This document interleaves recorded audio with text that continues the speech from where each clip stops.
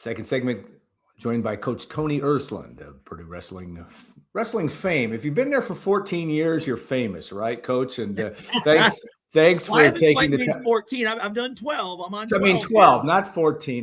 My brain's not working very well today. 12 years. Since 2014 is when you Yes. joined the Purdue staff and have done an amazing job. I know coaches don't like to talk about necessarily like to talk about their standards or next record they're going to get, but the next dual meet victory for you will be number 100. And of course, it's a big one on Sunday because Wisconsin comes to town, and it is Mackey Mania. I think I wrestled with Mackey. I'm old enough to remember when the first Big Ten championships, I attended them in Mackey Arena back in about 1968 or 9. But you're back in Mackey for the first time for your annual event, free admission, Sunday, 1:00. But first, thank you for taking the time to join us. But also, let's talk a little bit about your team. You like the balance of it, and you're going to have a very competitive match against the Badgers on Sunday. Yeah, obviously another good, solid Big Ten team. I think they're as high as number 17 in some of the polls, for the dual meet rankings at least.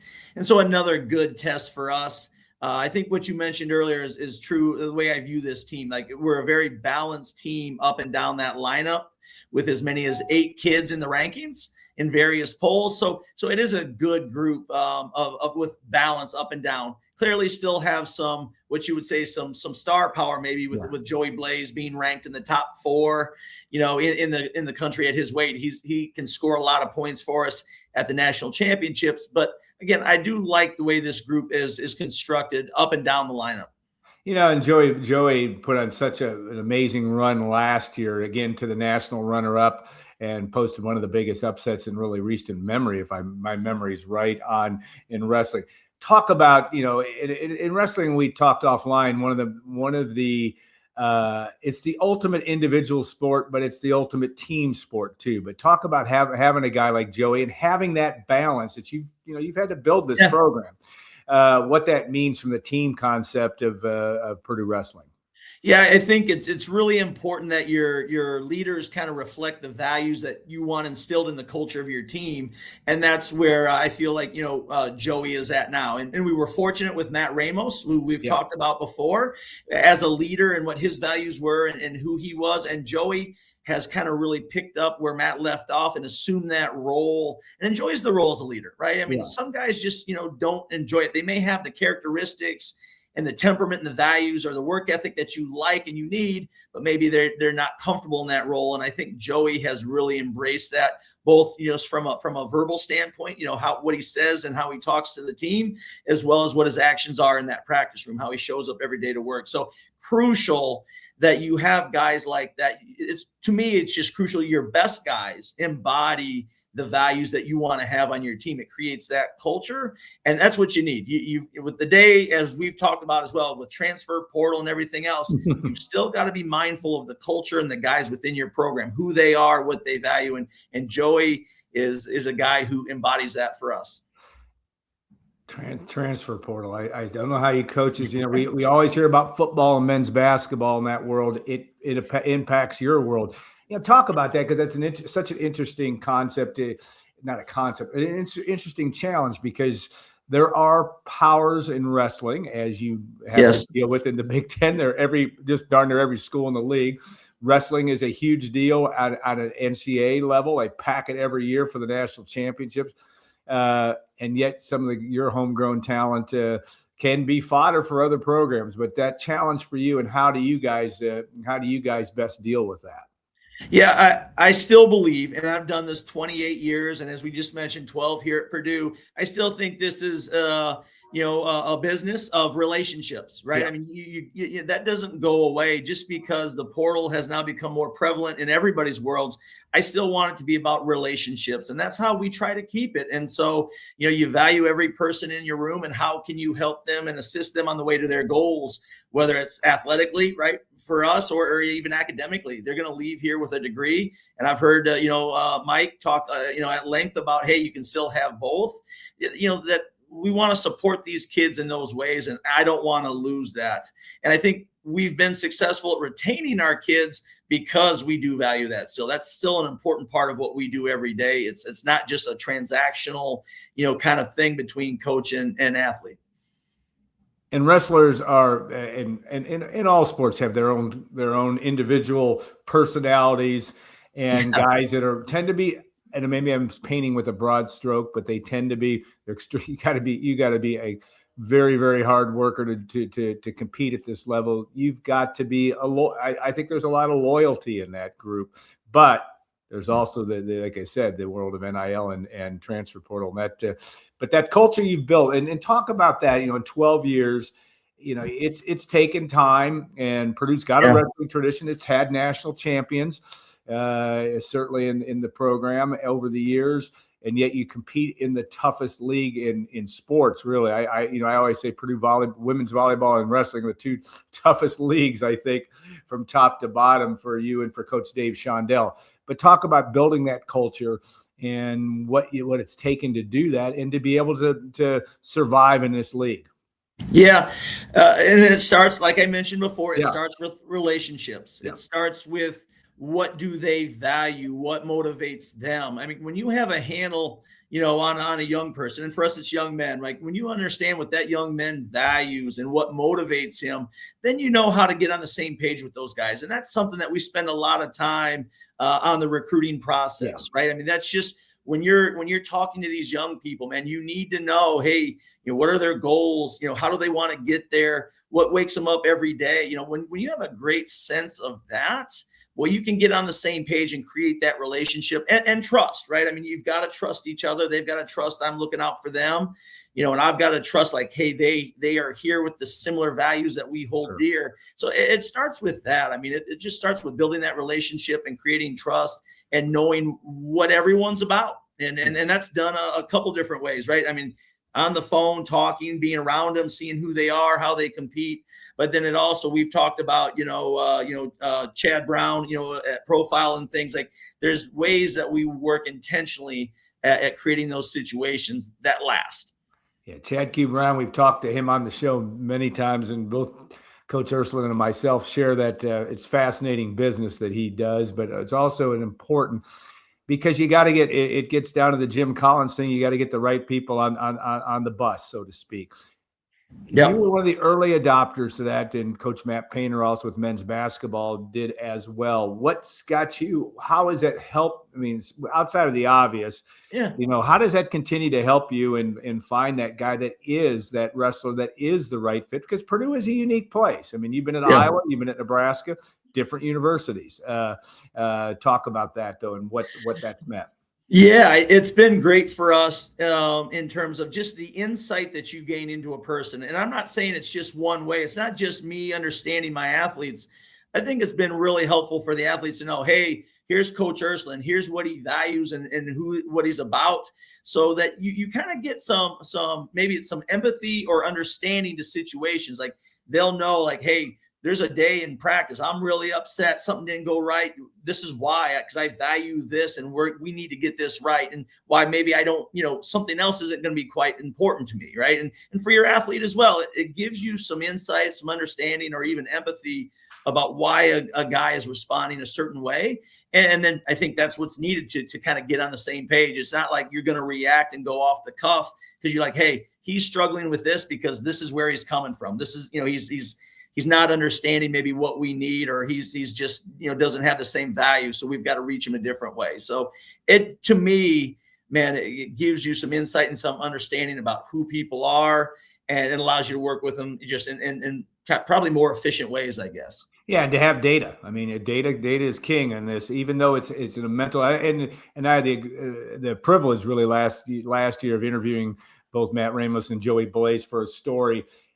They're the top quality guys, but they also talked about not mental illness, but mental challenges, and yes, mental illness, and being able to deal with the stresses of being. And they talked about COVID and what all that meant. But there's been a lot on your plate as a coach, and there's a lot on their plates as student athletes to be able to want to be able to go in and literally fight this every day, because it is a battle in that wrestling room. It is a battle to compete. That's the environment you want, but there's a mentality that goes along with that. Yeah, when we recruit young people too, we talk a lot. Like, there's one thing that I can assure them that's going to happen in their career, and that there's going to be adversity. Yeah. There's going to be hard. There's going to be challenges. Whether it's on the mat or in the practice room, where hey, you are challenged at a high level every day because we demand it. But also, right, you think about these young kids. They're students. They're students first, right? They're here to get a degree as well, and so boy, they are challenged a lot in different ways here. And so you just got to be aware of that and understand that you need to help them through that. This is their first time.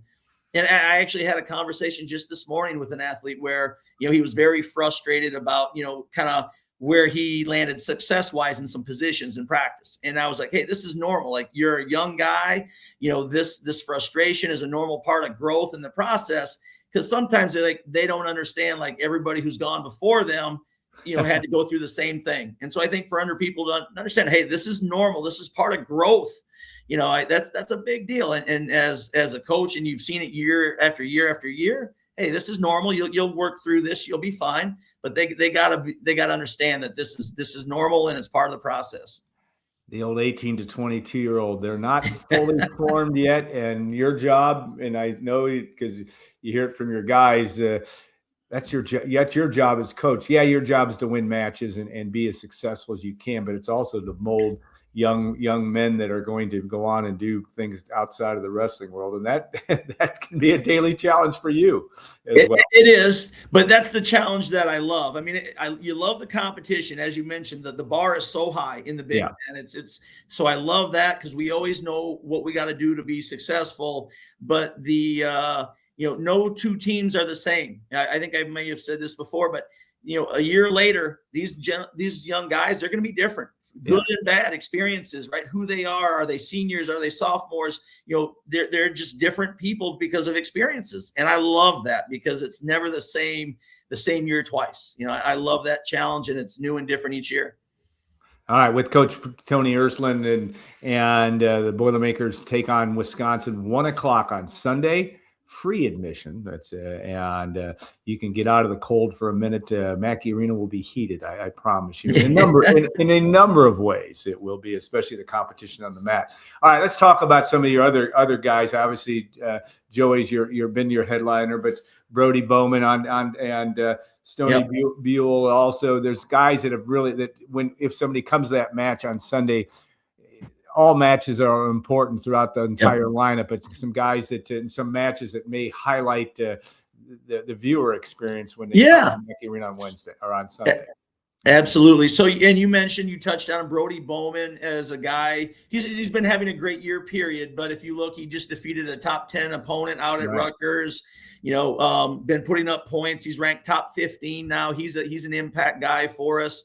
Been a national qualifier each of his first 2 years, and we're hoping he's ready to take the next step and be an All-American and be on that podium. He's certainly putting himself in position seeding wise, and what he's done this year to do that.